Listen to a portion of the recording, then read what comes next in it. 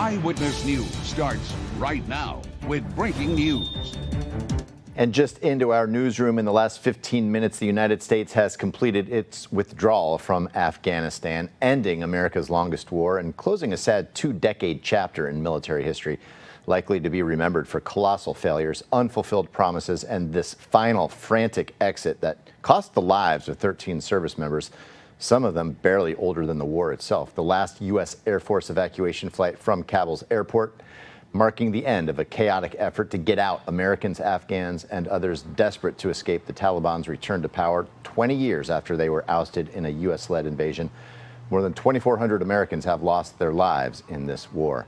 The big news locally, though, the severe weather alert with storms rolling through and a flash flood watch in effect across the region. Weather going to be the big story for much of the week. Here's Chief Meteorologist Doug Harlow to break it all down for us. Doug. Yeah, and a lot of it, of course, related to Hurricane Ida, now tropical storm and weakening, but it's going to be bringing us a lot of rain here for this week. The rains today, which were stout enough, really weren't even related directly to Ida. That's still to come here. So what you need to know, a flash flood watch in effect Tuesday into Wednesday. Now, we've had some localized flash flooding here for today. The watch is up because of the potential that we could have more widespread flood issues once we get into Tuesday and Wednesday, particularly Tuesday night. Now, as far as tonight is concerned, we've still got some storms out there, but I think they're going to gradually start to fade away here as we head throughout this evening, and the overnight hours will likely be quiet. But rain is going to start to pick up once again for tomorrow from south to north as Ida's remnants begin to approach. And I think the heaviest rain, torrential rain, is going to be falling during the Tuesday night time frame through the first half of Wednesday before it all starts to shift on off to the east. How much rain? Well, it depends on your location. Probably going to see a rainfall range from 1 to 6 inches. That's a huge range. An inch of rain, we can handle that over 12 hours, no problem. 4, 5, 6 inches of rain going to be a problem. And right now, it looks like the heaviest totals there, the 4, 5, maybe 6 inches of rain, will tend to aim themselves near north of I-64, northern half of West Virginia here, where that low tracks. So that's what we're going to be watching out for. So what should you do? Well, if you live near a storm drain or a culvert, check it out. See if it's blocked. Make sure that it's cleared of any leaves or debris here. That can certainly free up the flow of water here when we get those downpours. Something else, if you live near any water, streams or creeks or rivers, you're going to want to monitor the forecast very closely here over the next 48 hours. You can do that with the WCHS Storm Team Weather app. You can download that to your phone. That'll have all the latest watches and warnings, all the information that you'll need here for a busy forecast in the coming days. And just be prepared to take action. Not everybody's going to have to do anything, but just something to be aware of here, because once all the streams and creeks start to go down later Wednesday, the rivers are going to be going up. And some of them might get close to flood stage depending on where the axis of heaviest rain falls. And just remember, never drive across standing water on roadways. Now, of course, Hurricane Ida made landfall yesterday afternoon. Category 4 hurricane, but almost a 5. It had 150-mile-an-hour sustained winds. Our live storm media, they've been chasing this storm. Several of the folks down there, Brian Emfinger, capturing this video, drone video. Look at that. That is a transmission line.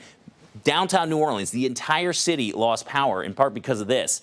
These transmission lines were just knocked down. That's the kind of damage you see for the tornado. Not necessarily with a hurricane, but they had just tremendous wind gusts down there, and that storm starting to weaken now that it's moving inland, but it has already done its damage, and we're just starting to get the full scope of that here down in the Louisiana area, so our thoughts are certainly with them. But I mean, check out some of the wind gusts that actually fell down there. It was actually remarkable. You don't normally see this here with hurricanes. They had gusts well in excess of 100 miles an hour. The highest gust was actually clocked, and this was a meteorological site, so this is an accurate measurement. Port Fortune, that was where the storm made landfall here yesterday afternoon, right around 1 o'clock. 172-mile-an-hour wind gusts. That is absolutely remarkable to see that clocked in a hurricane.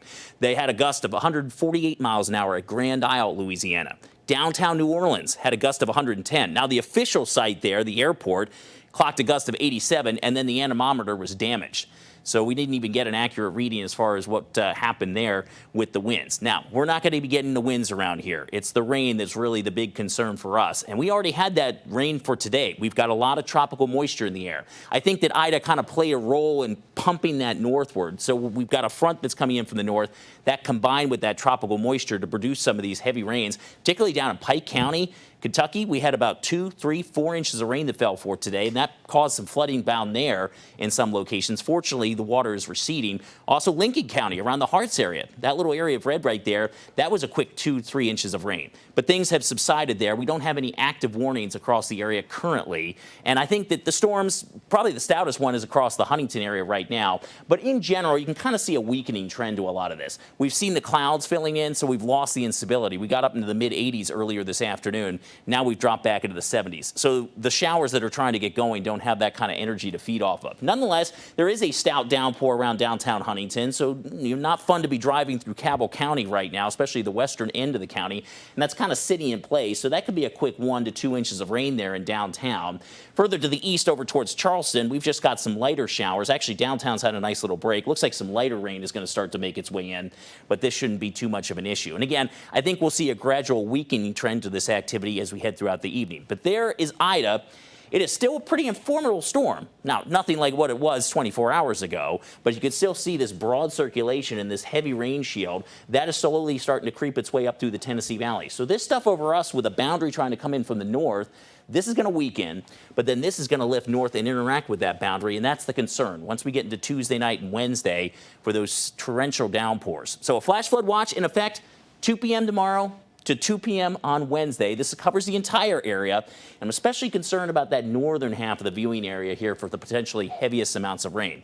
Temps have actually cooled off into the 70s for many of us here right now because of the clouds and the downpours. And again, I think things will be quieting down as we head through the evening and overnight. There'll be some fog, though, to watch out for overnight, and we'll bottom out in the upper 60s. We'll time it out for you hour by hour with this storm, and there is some good news in the forecast. Once we get rid of Ida, much better weather headed our way for the end of the week. I'll have the latest on that in just a bit.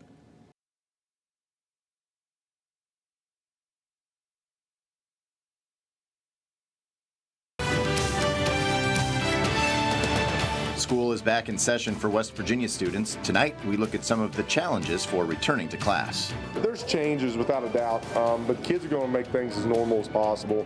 Some students are back in class in person, having to adjust to new guidelines to protect against COVID-19, while some parents gather outside the state capitol to protest online learning, saying their kids belong in the classroom. Our kids need to be in school, period, end of story, 5 days a week. Eyewitness News starts right now. And we do begin tonight with live team coverage of the first day back to school in West Virginia. Danielle Dindak is in Jackson County covering in-person classes that were happening there. Megan Beshara at the state capitol where parents protested online classrooms earlier today. But first we're going to go to Eyewitness News reporter Kenny Bass with response from the West Virginia State School Superintendent on the first day back. He joins us live tonight with the Capitol with the very latest. Kenny? West Virginia State Superintendent of Schools says he is pleased with how things went during the first day of the new fall semester. Clayton Birch says 46 of West Virginia's 55 counties were able to hold in-class sessions, while the rest were forced to deliver online instruction because of the high numbers of infection in those counties. West Virginia's RT rate, the level at which COVID-19 is spreading, remains the highest in the nation. It's at 1.28.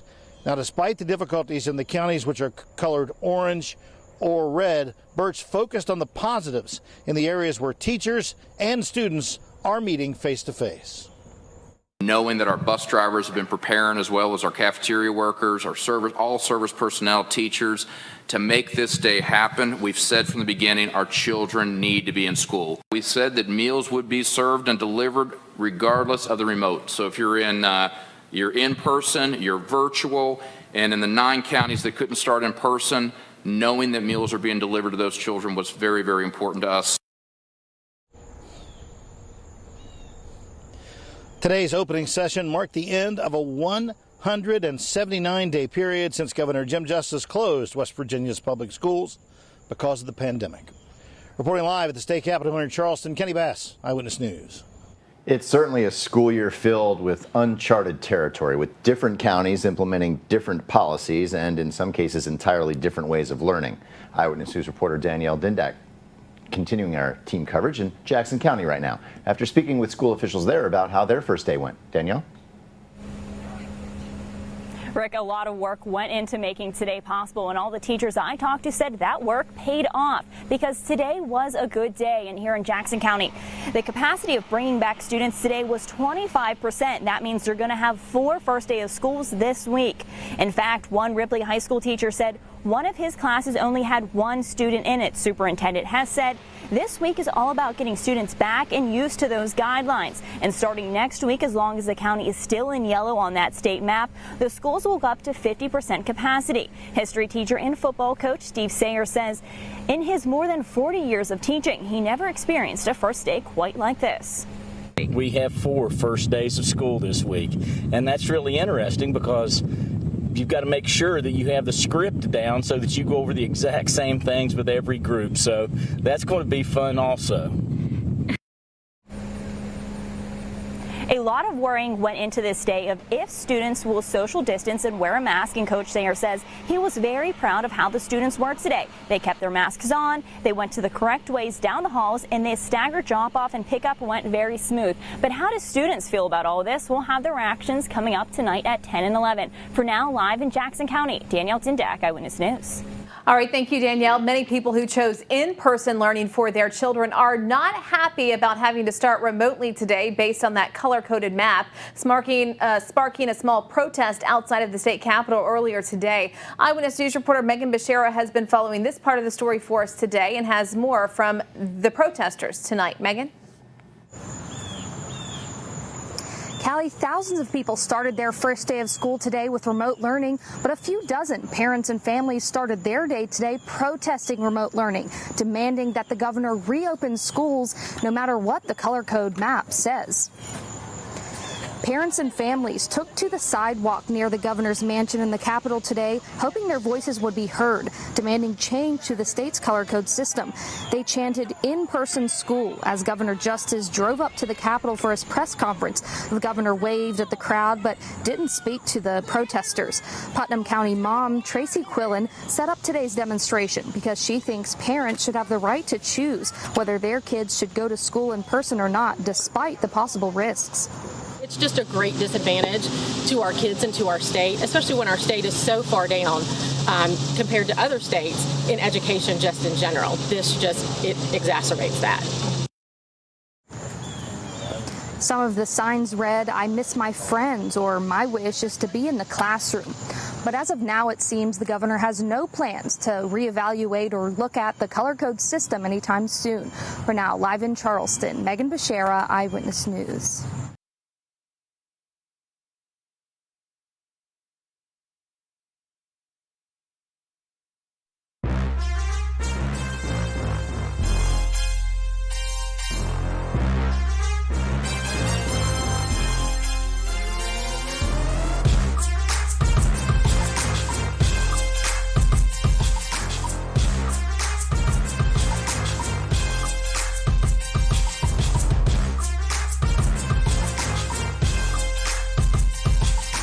Greetings and welcome to the Week 1 edition of Friday Night Football Extra, sponsored by the Thornhill Auto Group. Great to have you with us. Well, last week Kentucky and Ohio got the high school football season going, and now West Virginia is out of the gates running.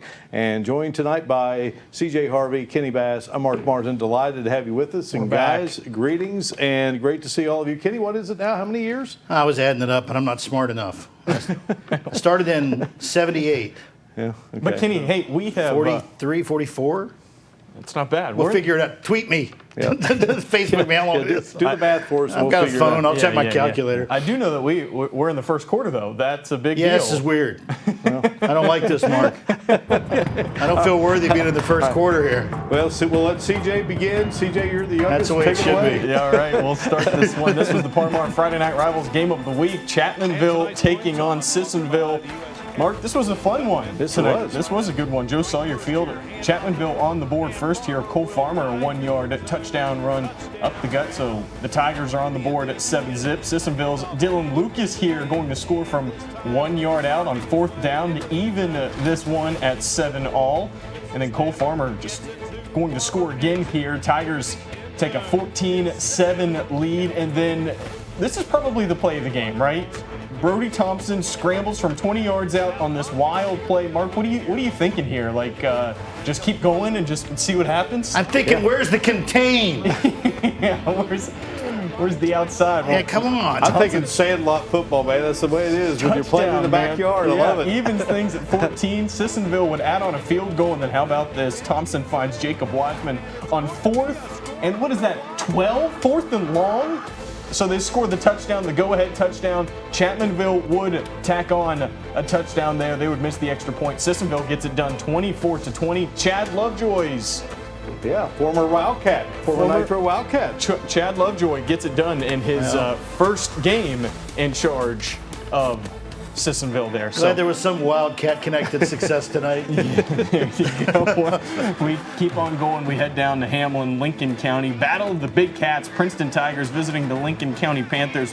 Pick up in the first, no score. Panthers on the ball, and Nolan Shimp. Nice rush up the middle, a couple of tough yards there. And then the very next play, well, Shimp, he puts the ball on the deck, and the Tigers are all over it, so we're heading the other way, Princeton ball. And the Panthers nearly hold them. It's 4th and 1, but Brody Rice, no trouble picking that up and picking up much more. He rumbles down to the 12-yard line. I actually got hit by the ref there, so I almost dropped the camera. It's week 1. Stay off the sideline. Get out of their way. Well, anyway, there's rookie Brody Rice or Jacob Young finishing off the drive. Tigers take a 7-0 lead, and then they punch in another just before the break. Young in there as well. Princeton, big winners tonight by a final of 35-0. 44 years, Mark. I figured it out. Okay, good deal. 44 years. Let's check out Nitro High School, and I've got this black helmet that Mark gave me, so it represents the Wildcats. So we'll be repping them all year, and let's see what they can do against the Dots. The arch rivals back when I was in school, but now it's St. Albans. So yeah, Nitro fans trying to round up the Dots. Early on, the Wildcat defense is stepping up. Jordan Wolf for Polka on the run, little rolled out, picked off. Wow. Nice interception by Charles Robbins, but tack on 15 for the attempted decapitation, so that's a penalty on Polka. Nitro's offense stalls, back on the attack. Malachi Woodard-Jones, nice one up the middle, that's a first down. Same drive, let the man finish what he started. Got to eat, balls across the end zone. A little shifty move there to the outside. 7-0 Polka after 1. Great work by the cheerleaders tonight. I'll tell you what they did. Second quarter, Nitro defense again making some plays. Not bad. Luke Boggs on the run. Blitz takes down Wolf for the loss. Polka 4th and inches. Wolf keeps the drive line. A lot of 4th down conversions tonight. Guys gambling, opening week of the season. It's capped by another nifty run by Woodard-Jones. He stretches across the goal line. That's effort. Nice job, young man. Touchdown. Polka gets to win 28-0. The cheerleaders gathering together, collecting about $1,700. Of course, an unfortunate incident which happened over at St. Albans and losing that young lady. So well done, Nitro High School and Polka High School cheerleaders. Nitro winless again, starting out this year. Let's hope they turn things around. Rick Lord shot this game. Yeah, well done, Rick. Yeah. And he wrote the highlights. Colorful vocabulary. Yes, he did a nice job. Nice job. All right, guys, off and running here, and let's go to Redskins Stadium. That is where the Battle of Putnam County took place. Winfield and Hurricane colliding. 2 minutes left in the first half. Hurricane up 30-3. Well, he's going to have great highlights when Troy Morgan's behind that camera and Hurricane fans dressed out in the black, and Ishmael Barrero with the quick pass chase. Hager dukes his way past 4 defenders before he's finally brought down near the 35-yard line. Then Barrero handing it off, and it's going to be Hager finishing the job into the end zone for the touchdown. And how about that little celebration there in the stands? Mild case of shaking baby syndrome there. Everything's okay. Right, here we go, third quarter now, and Barrero to Cameron Carney, and then Hurricane Barrero. Boy, the kid's a player, great baseball player. Look at that dart, fires it to Jeremy James in the end zone, and this one was all Hurricane. Hurricane came into this having won 11 straight, and they own the series 49-28. Redskins victorious by a final count of 48-10. So we have started here, first quarter in the books, second quarter, lots to come here on Friday Night Football Extra, sponsored by the Thornhill Auto Group.